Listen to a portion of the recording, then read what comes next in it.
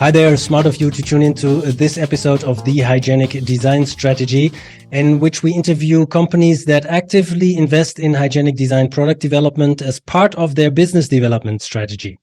Now, if you want to pinpoint the most valuable innovations that will hit the market in the coming years, it's wise to look at the current investment trails. And you can bet your money on those trails if they also show a pattern of company takeovers in a specific technology area. Now, when we look at what's cooking at EHEDG lately, we see an increasing number of sensor suppliers applying for EHEDG certification.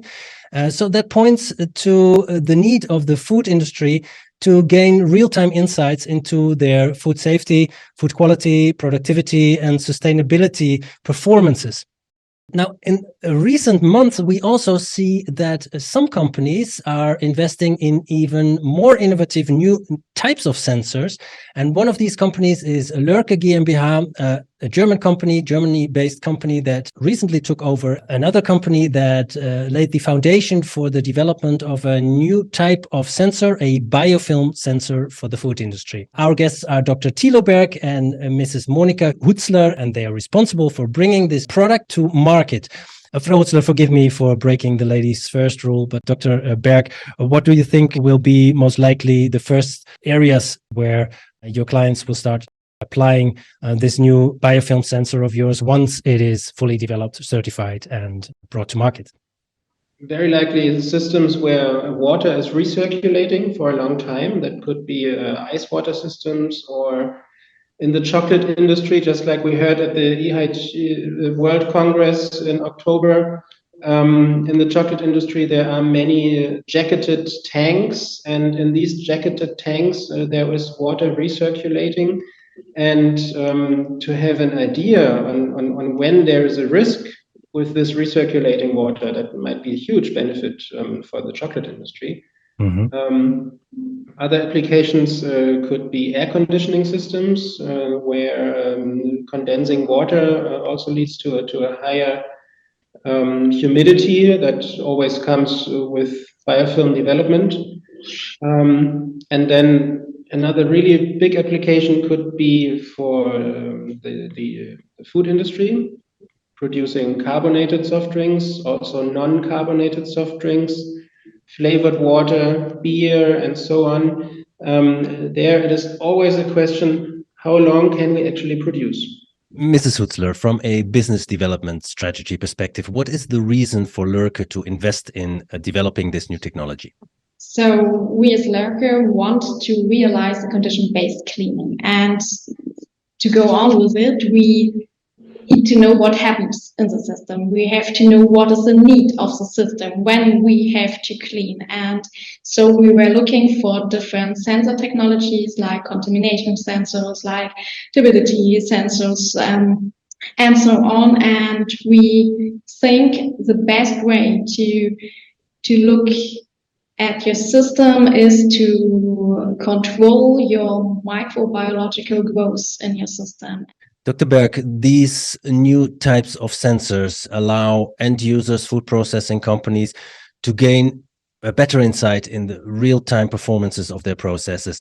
That also helps them to cut down on chemical use, water use, so it improves the sustainability performance as well. Is that related to the rising energy prices? Would you agree if I say that these rising energy prices, despite the terrible reasons for them, kind of help you to bring this new product line to market? Yes, I totally agree. I'm in that way, I'm a really big fan of these a little bit higher energy prices, because just like my colleague said, it might now actually be worth to finally get on with optimizing processes. It can be a process that takes resources, that takes time, and there has to be an invest, and yeah, now it might finally be worth it, because what you save actually brings you some dollars back to the table. Yes, and the energy prices are high for everyone, so in that sense, it's the same conditions for everyone, so they don't have to worry for investing too much and losing the competitive advantage, right? True, they might even gain a competitive advantage because then once it is optimized, they have an edge, so they can produce at lower costs compared to the competitors.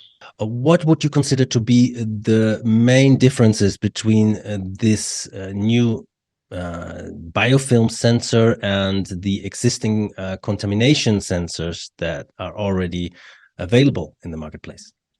There is a difference between the contamination sensor and the biofilm sensor. Both measures layer thickness, but the layer thickness is not proportional to the hazard potential.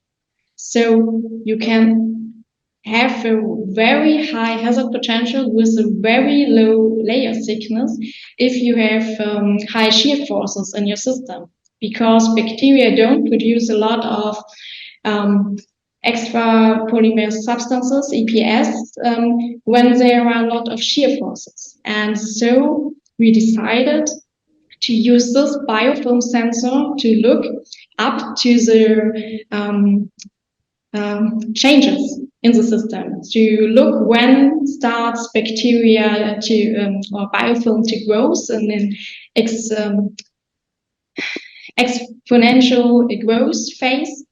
And then we can go in and say, okay, now we have to clean, we must clean, because the system is going to be contaminated. And this is the difference between the normal contamination sensor and our biofilm sensor, or biofilm sensors in ordinary. Dr. Berg, you're an expert in this field, so allow me to ask you a general question about optimization of food processes. How does this optimization process relate to risk assessment and risk management? Sometimes you find potential for optimization where you do not even take a risk. Somehow you just have to change parameters, and then thereby you can save things. That is the CIP process is, if you look at it for the first time, it's quite complex, and if you're used to it, then it's not that complex. But in some stages, for example, you have to collect your chemicals again. So your whole production cycle is filled with chemicals, and they have to get back to your chemical tank that's sitting somewhere. So you take water and you push out the chemical. It's hot. It also has temperature, so you needed resources to heat it up. Mm-hmm. And all this goes back to the staple tank, to the CIP tank. There is a sensor that measures, okay, now there is water or there is still chemicals. As long as there are still chemicals, it can all go in that tank. But it won't be a clear cut. It's not like a 0-1 switch. You start maybe at a signal of 40, and then you go down to 30, 20, 10, 8, and so on. And the question is, when does it switch? And how long does it take? So depending on how the CIP is running, this can take a very long time. And if you then say to the parameters, okay, switch in the beginning at 25, then everything from 25 to 0 gets lost. Yes. So there you can, without taking a big risk, save quite a lot. To complete this interview, Mrs. Hutzler, could you please tell us in 1 or 2 sentences what you think this new development means for the future of food processing? This is a chance for the future, that you may combine some sensor technologies like contamination or biofilm sensor or turbidity or something else to show what happens in your black box system production. And in future, you will be able to react faster to different conditions. Monika Hutzler and Dr. Thilo Berg, thank you very much for this interview, and we wish you much success with this innovation.